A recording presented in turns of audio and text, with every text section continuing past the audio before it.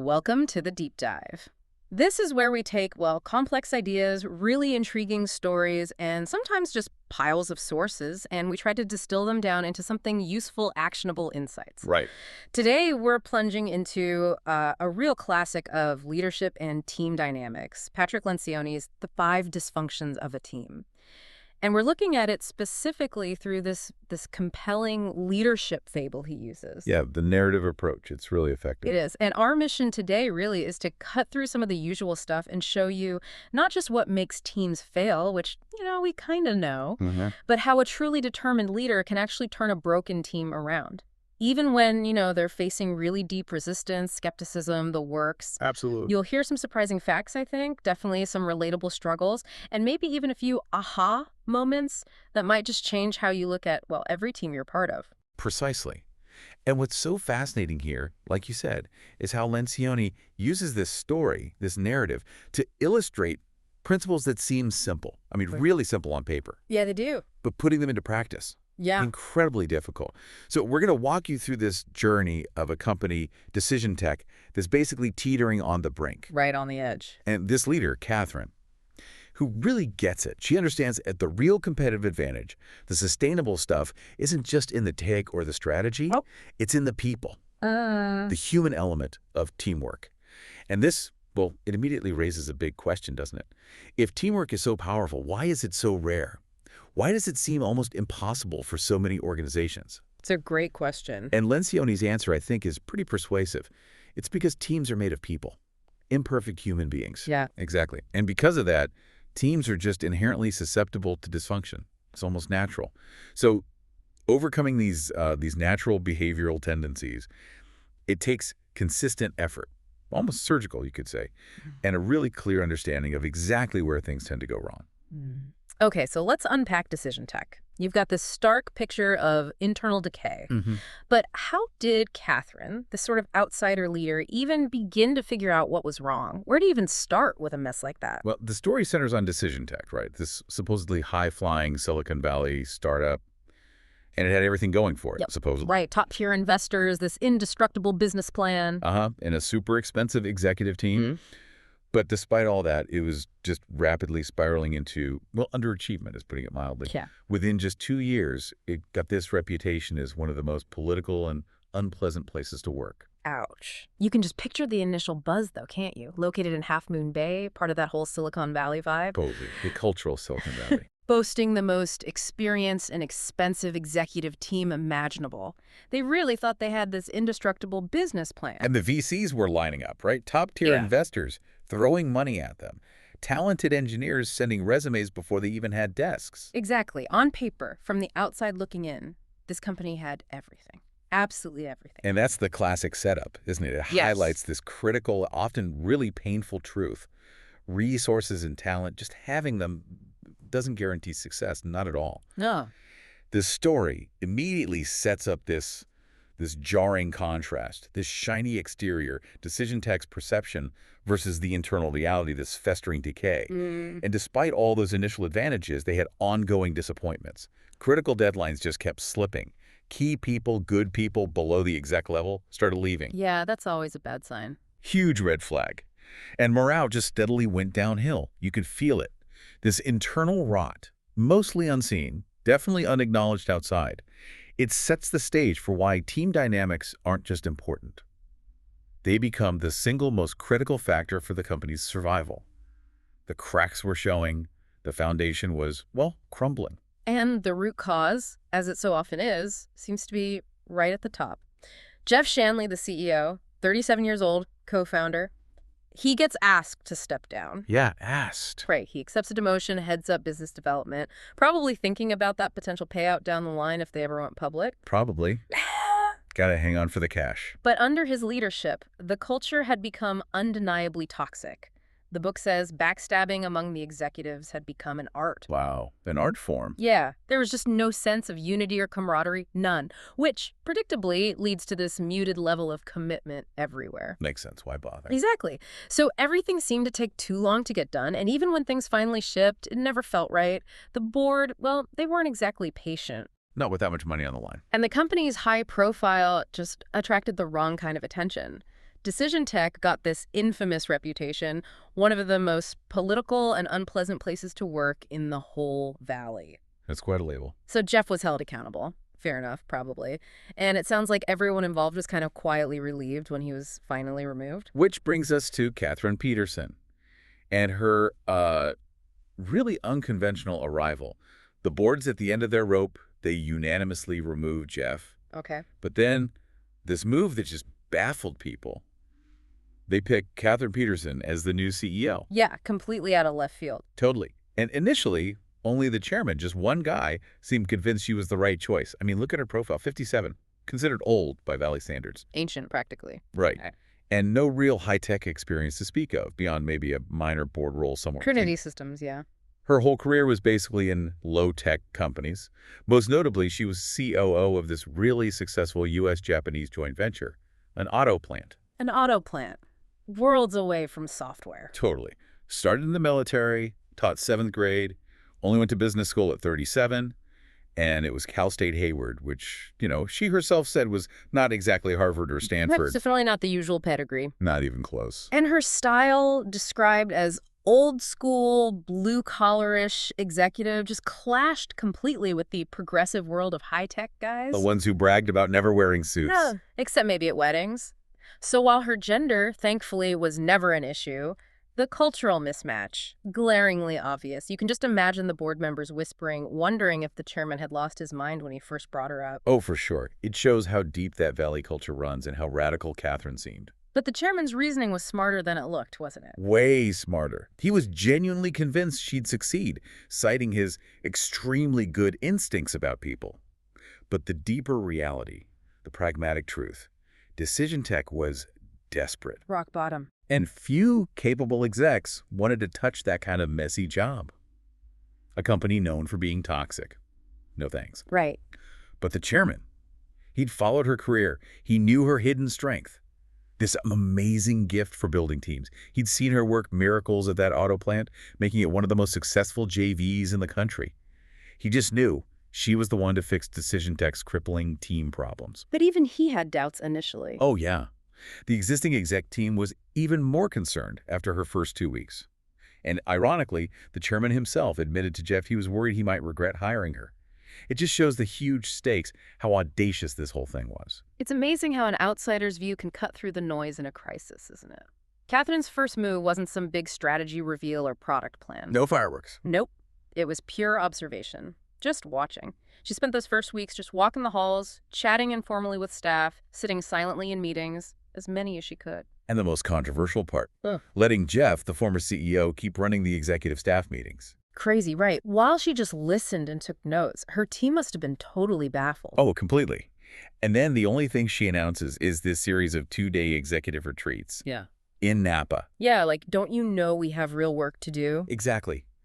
They saw it as a waste of time, ammunition for complaining, and then she refuses their topic suggestions, says she has her own agenda. Talk about confusing signals. But her seemingly passive approach, it was actually deeply strategic, wasn't it? A data-gathering mission. Absolutely. She wasn't just watching what happened. She was analyzing how they interacted. Yeah. Or, more accurately, how they failed to interact.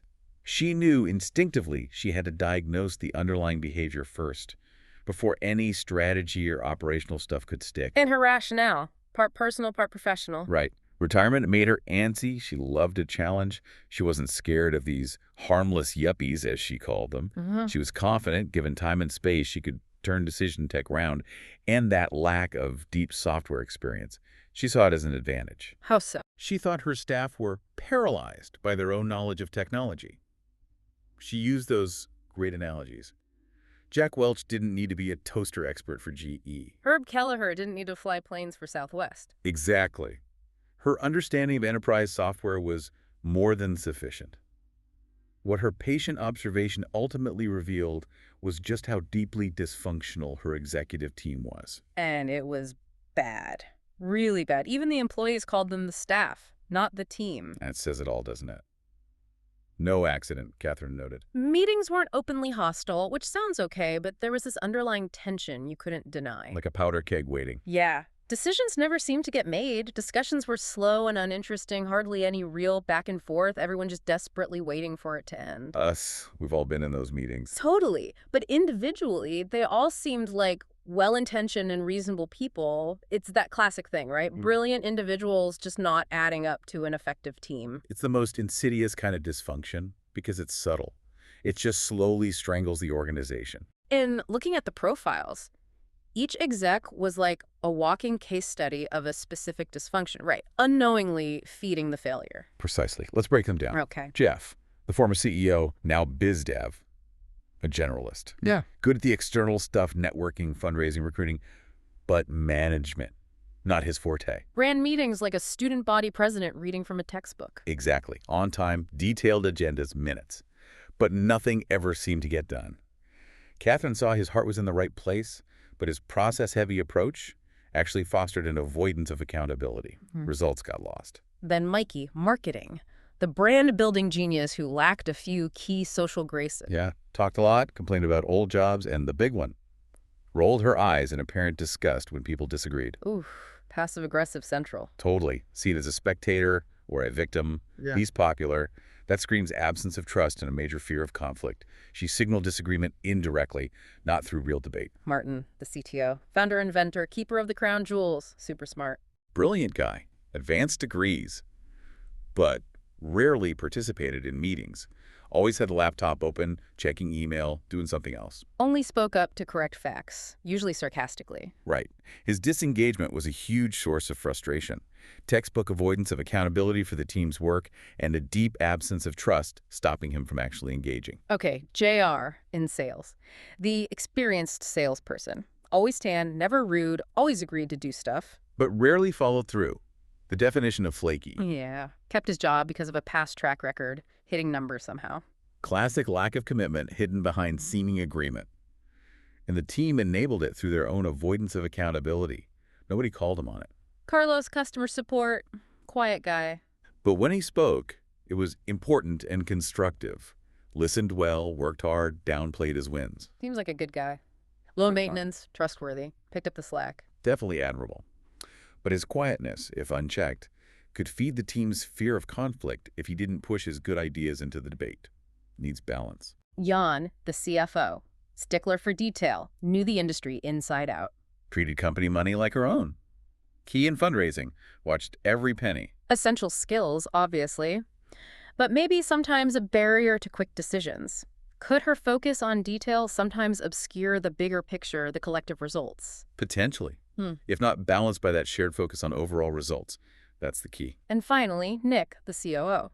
Most impressive on paper, demanded the title. But his role was ill-defined. Responsibilities on hold led to little meaningful day-to-day work. Built shallow relationships, secretly thought he should be CEO. Bingo.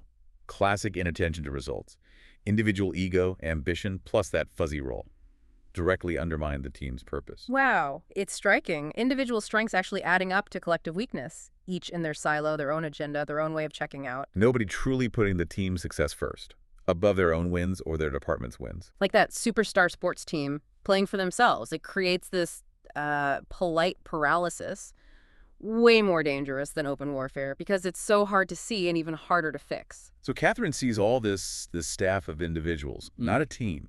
She knows she can't just let it fester. She has to challenge it actively, signal things are changing. And the first big test came pretty quick, didn't it? With Martin, the brilliant but checked out CTO. Yep.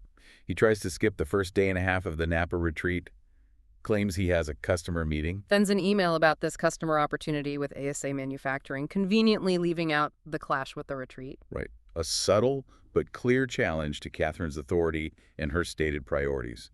This retreat was her agenda. And this is where a leader has to step up, right? Establish those non-negotiables, even against the urgent stuff. Absolutely critical. You have to show the team's health matters, maybe more than the immediate task. So Catherine confronts Martin directly. In his office, not over email. No hiding. He pushes back. This is a potential sales opportunity. You don't just reschedule. Implies her priorities are confused. How did she handle that? Firmly. First of all, I only have one priority at this point. We need to get our act together as a team or we're not going to be selling anything. Bam. And then she subtly drops that she knows the CEO of ASA offers to help reschedule, a reminder of her influence, her network. Real leadership resolve. But the pushback didn't end there, did it? Jeff Shanley, Mr. Former CEO. He tries that end run. Oh. Agrees with Martin, customer meeting is more important than an internal one.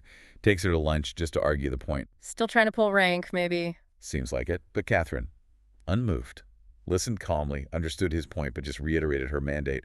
I was hired to make this organization work, and right now it doesn't. Mic drop. Pretty much. She stated flatly, one sales meeting is not going to have a meaningful impact on our future, at least not until we straighten out the leadership problems around here. Jeff saw it was pointless to argue further. And then even the chairman gets involved, the guy who hired her. Yeah, he calls her, says he's a little concerned, diplomatically suggests she, build a few bridges before you start setting any on fire. That shows the pressure, doesn't it? When you try to shake things up, even the people who hired you get nervous. Totally. But Catherine was calm, firm, drawing the line.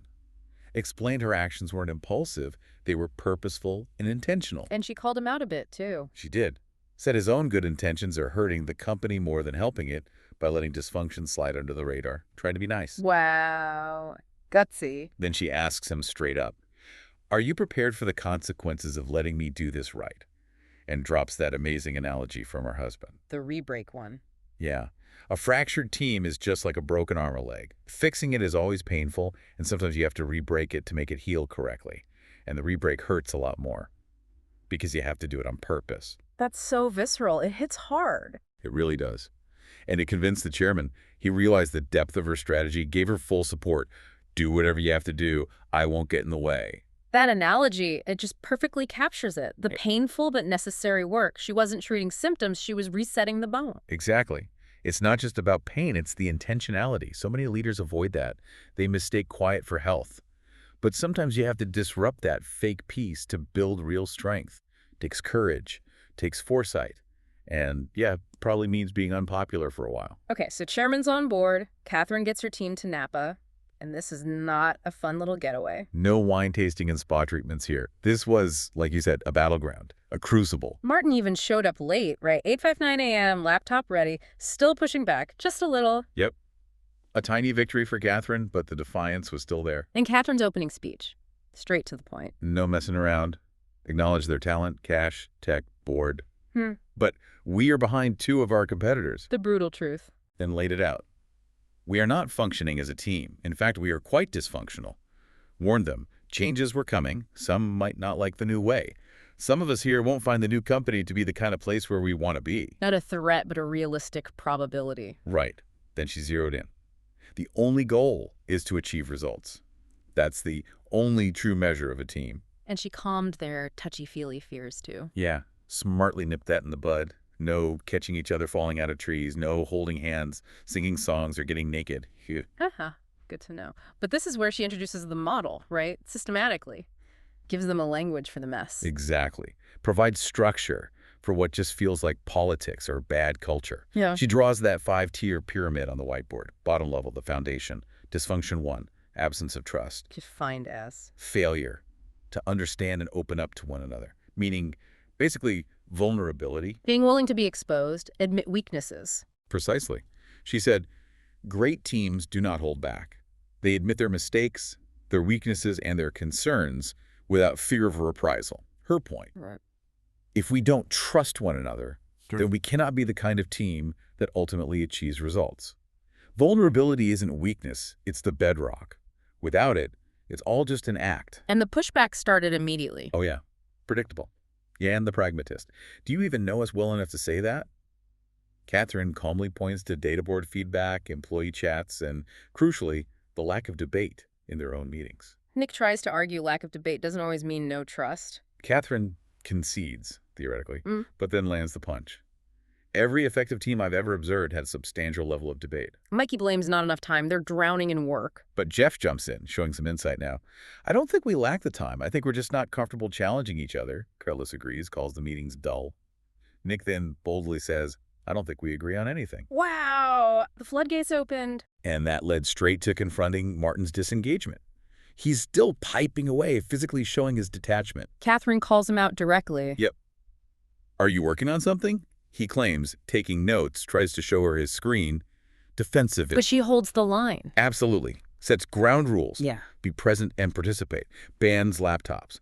Not a tech rule. She frames it as a behavioral issue, undermining the team. Mikey tries the high-tech culture defense. Catherine reframes it again.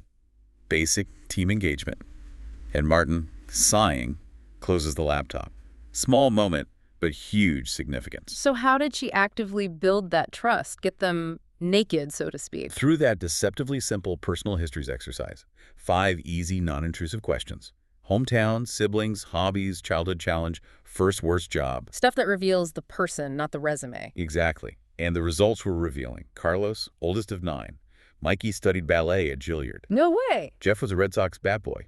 Martin grew up in India. JR has an identical twin. Jan was a military brat. And Nick finds out he played basketball against Catherine's husband's team. Small world. And Catherine shared, too. Yep, all-American volleyball player. So what was the effect? Did it work? Almost immediately. After just 45 minutes, the team seemed tighter and more at ease with each other.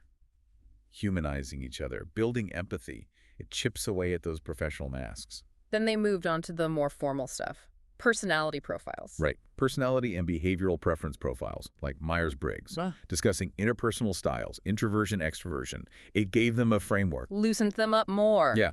Led to some good-natured but substantive ribbing. Carlos teasing Jan's meticulousness, Jeff razzing JR's flakiness, Nick calling Martin a raging introvert, helped them see differences weren't bad, just different. Intellectually, at least. But Mikey, she wasn't buying it. Glaringly obvious. Nobody teased her. Total isolation signal. Still rolling her eyes. Nick finally confronts her. Jan tries to help her fess up. Mikey denies everything. And then she attacks the whole process. Yep. I'm not into all this psychobabble. Our competitors aren't sitting around a hotel in Napa. Ouch. Martin's response. Dry wit. They're probably in Carmel. Mikey just shut down after that. Silent for 90 minutes. It showed her deep struggle with vulnerability and how it isolated her. Intellectual understanding versus emotional buy-in, very different things. So Catherine sees Mikey struggling, sees the team starting to open up, but knows they need the why. Why does all this painful personal stuff matter? Exactly. It can feel pointless, just touchy-feely, without connecting it to the real stakes. So she makes a bold move, jumps straight to the top of the pyramid, Dysfunction 5, inattention to results. Skipped right over the middle ones. For now. To anchor everything in the ultimate goal. She defined it as the tendency to seek out individual recognition and attention at the expense of results, collective results. Nick asked if it was about ego. Yep, and Catherine agreed. But stressed the collective ego needing to be greater than the individual ones. Lencioni shows how ego isn't just personal, it's an organizational cancer. Shifts focus from we to me, often disguised as doing my best. So leaders have to build a culture where personal wins only count if the team wins. Precisely. Without that clear why, the results they're failing to get the behavioral work feels hollow. Lencioni hammers this. All dysfunctions hit the bottom line. Hard. And she used that basketball analogy. Her husband, the coach. Powerful stuff. His teams won, often against more talented players, because they played team basketball. Yeah. She told that story about benching a star player focused only on his own stats, his individual recognition. And the team played better without him. Yeah. Her husband's job. Create the best team possible, not to shepherd the careers of individual athletes. Individual brilliance, disconnected from team goals, can actually hurt. Which led to the score discussion, defining success clearly. Right. Martin, surprisingly insightful here, points out, in most sports there is a clear score, little room for ambiguity, for subjective, interpretive, ego-driven success. Catherine jumps on that. Great athletes' egos are usually tied to a clear result, winning. Mikey pushes back. How does this apply to software? Catherine insists. Make our collective results as important as the score at a football game. We aren't going to leave any room for interpretation. No fuzziness. They needed near-term, actionable results, not just profit way down the line. Exactly. Simple enough to grasp easily and specific enough to be actionable. Tangible, undeniable measures. So they did the goals exercise, came up with 7 categories: revenue, expenses, new customers, customer satisfaction, retention, market awareness, product quality, measured monthly. Sounds good, right? But then regression. Old habits die hard. Martin and JR back to complaining. Nothing new doesn't help. Mikey blames sales for marketing's problems. Catherine observes it, points it out. As soon as the reality of business problems is reintroduced, People revert back to the behaviors that put them in the difficult situation. She clarified the goal wasn't just listing metrics. Right. It was everyone adopting a set of common goals and measurements and then actually using them to make collective decisions on a daily basis. Shared ownership. Jeff admits their old siloed thinking. Marketing was Mikey's job. Product was Martin's. Catherine hits them with the Coast analogy again. All of you are responsible for sales, not just JR. All of you are responsible for marketing, not just Mikey. Everybody owns the outcome. Then came that moment of raw honesty. Confronting the politics, Jan calls out Catherine. Yeah, bravely asks Catherine to start saying us and we instead of you. Yeah. Says, you're the CEO, part of our team now. How did Catherine take it? With humility. Accepted it. Admitted she didn't feel like part of the group yet. That vulnerability opened the door. Carlos and Jan confess feeling isolated, lobbying for their own departments, avoiding getting involved elsewhere. Catherine seizes it. The politics around here are astounding. Nick, Jeff, Mikey pushback, it's average. Or you don't know tech. Classic denial. It's amazing how we avoid that word politics, isn't it? That feeling in meetings where things are unsaid. Totally. That's the subtle stuff she was targeting. So she defines it clearly. Politics is when people choose their words and actions based on how they want others to react rather than based on what they really think. And Martin's reaction. Cuts right through it. Okay, we're definitely political. Boom. Shared uncomfortable realization. Made the abstract concrete. Then JR gets impatient. Wants the rest of the model now. Yeah, frustrated. But Catherine sees it as honest resistance, not just whining, so she obliges.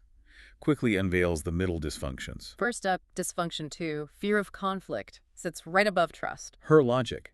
If we don't trust one another, then we aren't going to engage in open, constructive, ideological conflict. Nick confuses tension with constructive conflict. Right, Catherine clarifies.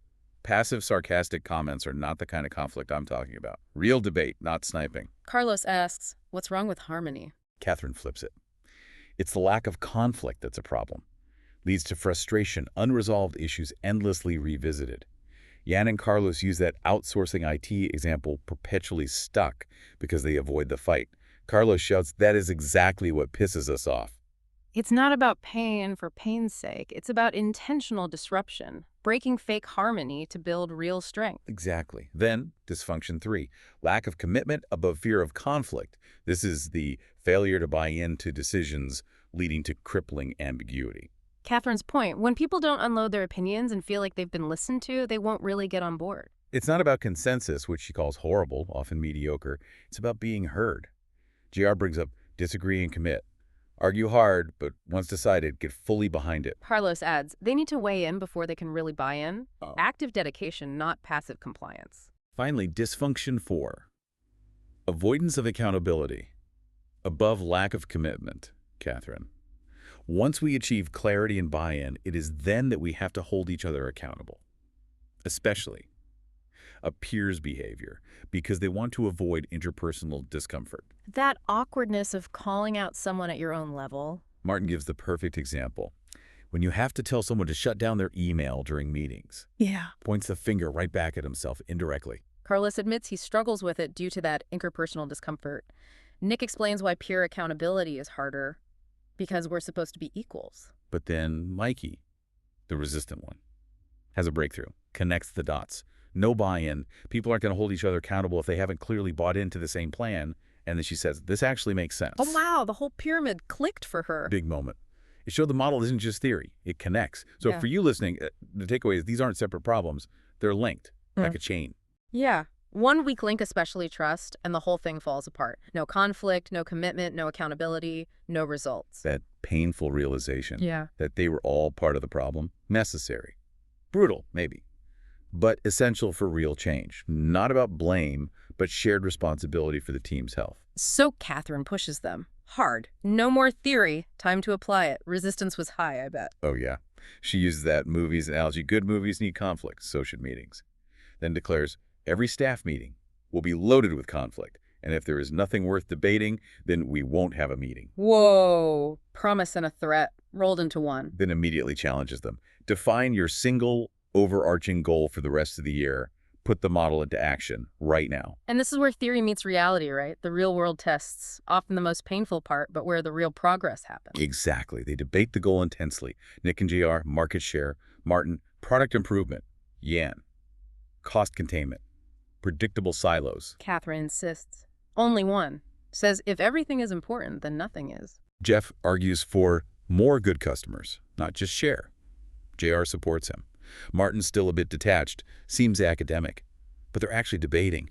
Real back and forth, a huge step. And they land on a decision. They do. Unanimously agree.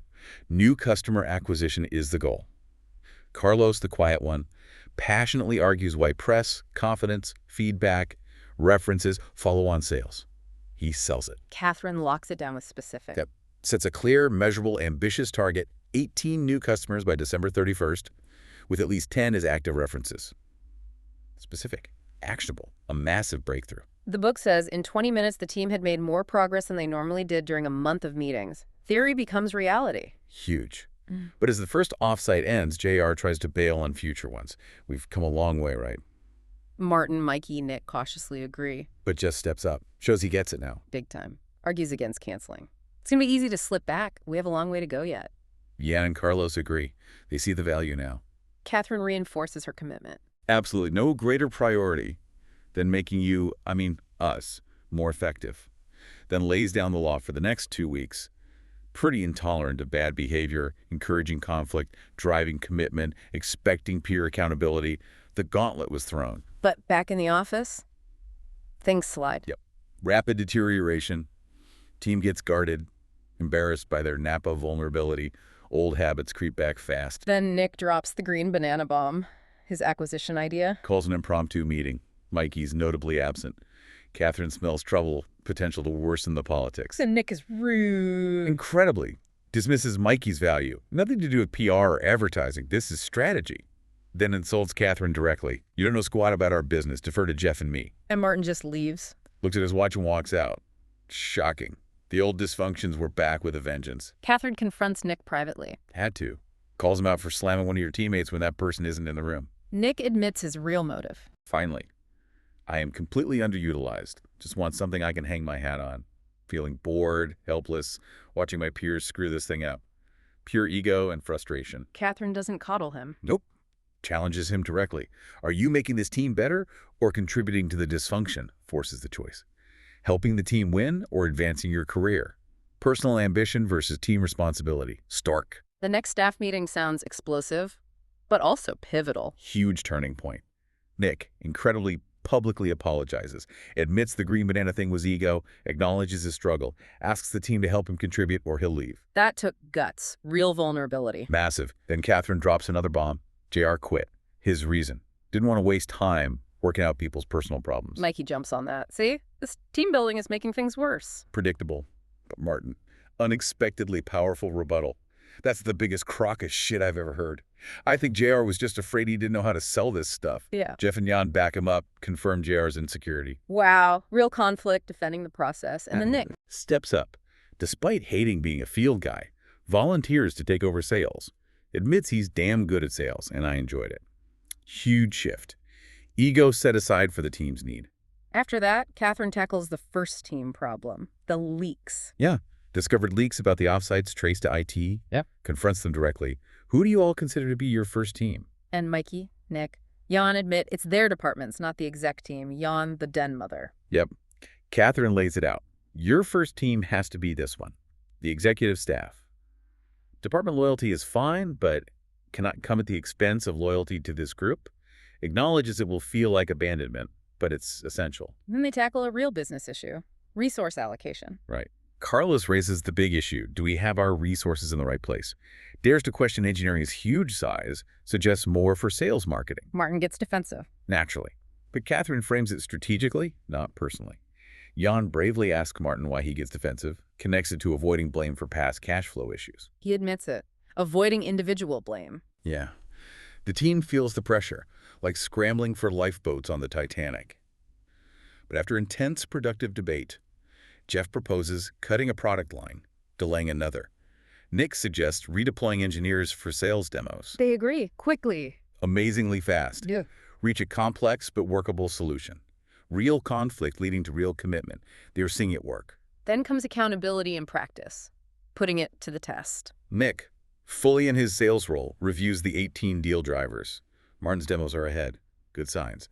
But Carlos admits his competitor analysis is stalled. Nick's people weren't available. Catherine challenges Carlos, not for the delay, but For not confronting Nick earlier. Avoidance of accountability. She says, it's hard to hold anyone accountable, but push anyway, and never hold back. Nick insists everyone attend sales training. Mikey resists. Nick pushes back firmly. She concedes. Progress. The layers were peeling back. But Mikey still hadn't fully changed, her final act. Yeah, the final act as an individual contributor presents amazing product brochures, impressive work, but developed them completely alone. No input from sales, nobody. Totally undermining the collaboration they'd been building. Exactly, and then took way too much credit. Well, I've been working hard. It's what I do best. The team just groaned internally. Final straw for Catherine. Individual brilliance wasn't enough. Not even close. Which led to the talk, Mikey's exit. Catherine confronts her privately. Direct. I don't think you're a fit for this team, and I don't think you really want to be here. Mikey's reaction. Shock, denial. Shock, then defensive. They don't respect me. Threatens to go to the board. Catherine stands firm. Absolutely. Calmly lists the reasons. Lack of respect for colleagues, unwillingness to open up, distracting and demotivating impact. Details the eye-rolling, rude remarks, skipping sales training, undeniable evidence. Mikey accepts it. Eventually, faced with a clear reality, negotiates severance options, resigns officially. How did the team take it? Were they worried? Somber, surprised, worried about losing another exec, wondering if they should have just tolerated her. Martin asks, who's next? Real anxiety. Catherine addresses that with the Fred story. Powerful move. Shares her own past mistake. Promoting Fred, a high performer everyone disliked, led to others quitting and her getting fired. Her lesson learned. My tolerance of his behavior was the problem. They fired the right person. Raw, personal. Powerfully explained the Malky decision. Individual performance cannot excuse damaging team health. Hard lesson, but vital. So after all that pain, the rebreaking, the tough conversations, decision tech finally starts getting traction. Yeah, you start to see the payoff. The team, still imperfect, obviously, but fundamentally change. New understanding, new behaviors, a shared purpose emerging. That symbolic moment at the later offsite, Nick telling Catherine to skip the "we're behind" speech. Huge signal. A real shift in mindset. They didn't need the reminder anymore. They were owning their progress. And they started having real productive conflict. Absolutely. Renewed conflict and collective purpose. A heated debate about hiring a new marketing head. They decide together. Hire externally, but crucially, vet candidates specifically for trust, conflict, commitment, accountability, and results focus, not just skills. Nick and Jan have another heated debate. Sales expenses versus quotas. And Catherine affirms it. That's the kind of conflict we've been talking about. It's perfect. She keeps pushing them, chiding Martin for disengaging, forcing Carlos to confront things, guiding budget battles. But the key, no one questioned whether they should be doing these hard things anymore. A genuine sense of collective purpose. Which leads to the harvest, the team self-assessment, taking stock. Right. At a later offsite, they review their progress against the 5 dysfunctions. Trust. Certainly trust each other more, but admit it's still too early for deep, blind trust. Honest. Conflict. Doing better, though not completely used to it. Still uncomfortable, but they're leaning in. Commitment. Getting better buy-in. Decisions are actually sticking. Accountability. Nick still worries most about this one. Pure accountability is tough. But Barton's comment, I don't think I could handle going back. I'm opting for the discomfort. Wow. Profound growth. And results. Nick believes they won't have a results problem if they keep working together. Real confidence emerging. Catherine keeps it real, though. Cautions them. Always. Many days. You will wonder if you've made any progress. Not out of the woods yet. But the signs were there, staying together during breaks. More noise, laughter, eager for meetings. The vibe had changed. Then the big test. The unexpected gut check. That acquisition offer. Dramatic twist. 3 months later, Green Banana, the company Nick wanted, makes a serious offer. Quite a bit more than our estimated worth. Big money. And the board leaves it up to the team? Yep. The ultimate test. Financial temptation versus their newfound commitment. And a team's response. Incredible. Totally. Martin, the former disengaged CTO, explodes with passion. No bloody way. I am not going to walk away from all of this and hand it over to a company named after a piece of unripened fruit. Love it. Jeff explains the board's real question.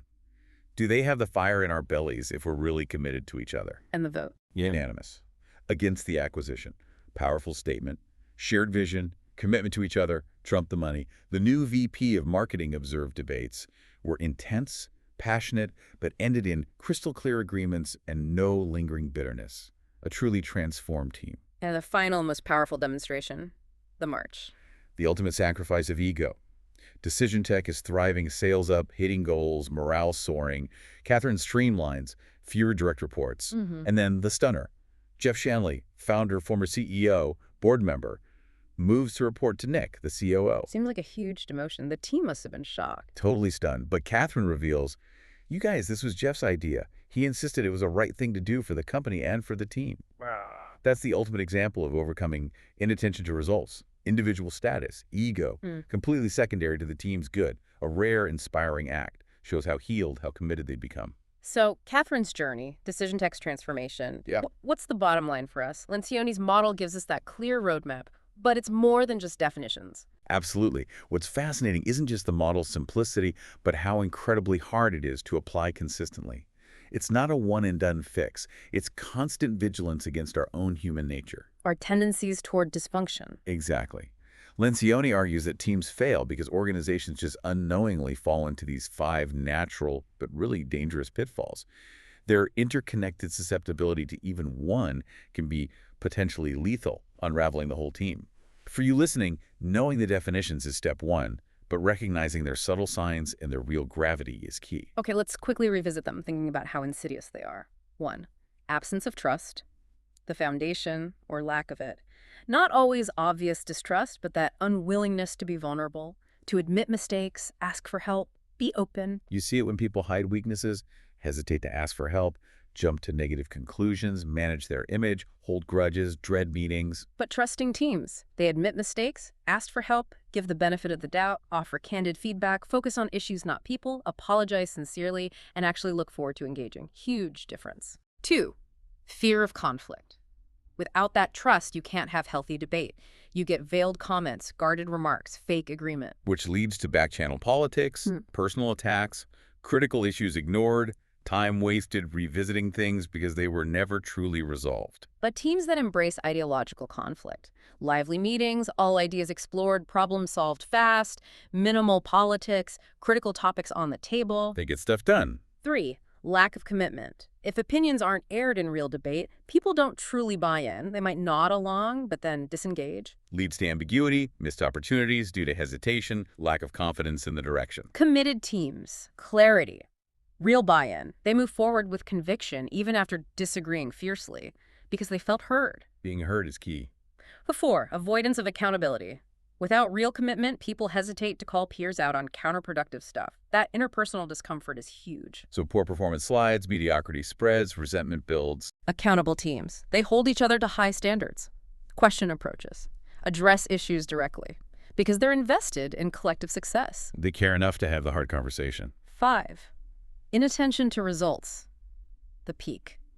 Prioritizing individual needs, ego, career, recognition, or just your department's needs over the team's collective goals. Focusing on status, personal glory, departmental wins instead of the main thing. Results-focused teams. They prioritize collective outcomes, measure success clearly, make sacrifices for the team's good, like Jeff Shanley did. That's the ultimate goal. And overcoming these, especially trust, takes specific intentional actions, like Catherine used. The personal histories exercise low-risk sharing to build empathy, see the human behind the title. The team effectiveness exercise more direct feedback on contributions and areas for improvement. Needs some trust, but powerful. Personality profiles like Myers-Briggs, understanding different styles non-judgmentally, reducing misinterpretations. 360-degree feedback, potentially risky, it's tied to evaluations, but great for development if used carefully. Focus on growth, not judgment. And things like ropes courses. Can help, but only if built on the fundamental work. Not a quick fix alone. Needs to be part of a bigger strategy. And the leader's role in building trust is absolutely crucial. Paramount. The leader must go first with vulnerability. Risk losing face to make it safe for others. Create an environment that doesn't punish openness. And it has to be genuine. No manipulation. Authentic leadership is key. Once trust is there, you can tackle fear of conflict. It's not about fighting, but ideological conflict. Debating ideas passionately, not attacking people. Teams that do this solve problems faster, cut politics, get real issues discussed. A key strategy is mining for conflict, Meaning, actively digging out those buried disagreements. Forcing unspoken issues into the open takes courage, means stepping into discomfort for the team's good. you have to be willing to challenge, to dig, to surface the hard stuff, even when you want to run away from it. Realizing that fake harmony is just tension waiting to explode. Exactly. It's not conflict for conflict's sake. It's conflict for clarity, for resolution, for better results. The disciplined pursuit of truth, even when it hurts a bit. So, reflecting on Decision Tech's whole journey, dysfunction to high performance, what's the big takeaway?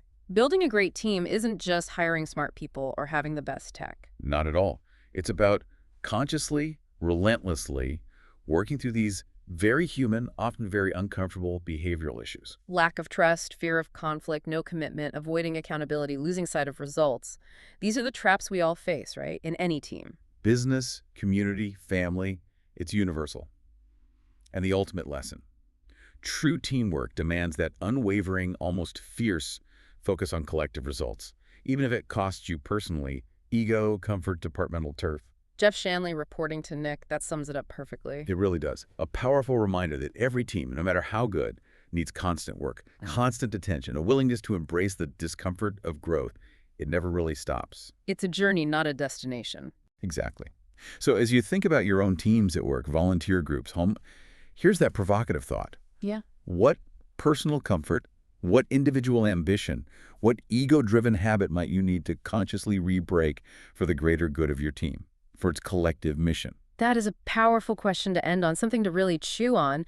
Thank you for joining us on this deep dive into the 5 dysfunctions of a team. We really hope this gave you some practical insights, maybe a new perspective to help foster stronger, more results-driven teams in your own life.